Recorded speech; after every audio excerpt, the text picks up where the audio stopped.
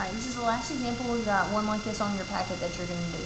So it says the Leaning Tower of Pisa forms a 4-degree angle with a vertical. Now the vertical is just this line right here. And so this 4 degrees is this angle right here. And it says the sun hits the tower forming a 100-foot shadow. So the shadow is going to fall right down here. So here's my 100-foot shadow.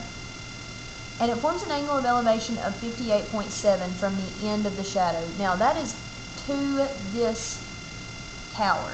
So my shadow is going from the tower to the building, not from this vertical line right here. So I wouldn't connect these.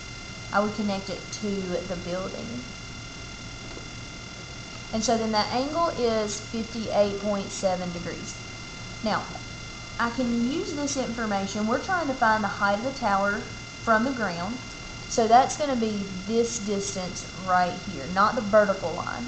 And so I can use this vertical line though to tell me or to figure out what this whole angle is. And that's just going to be 90 plus 4, which is 94.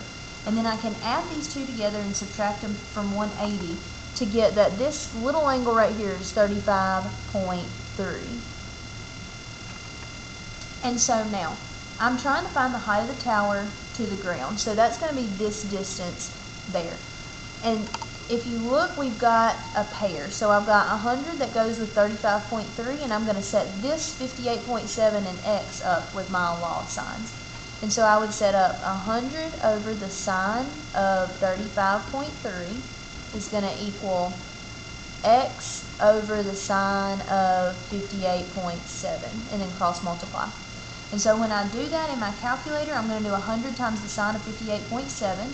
So 100 times the sine of 58.7 is going to be this. And then when I cross multiply here, I'll get x times this, and I'm going to end up having to divide by the sine of 35.3.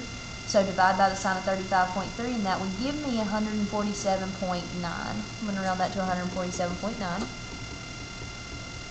And that is in feet, since my shadow is in feet. And so this would be how tall the tower is from the ground to the top.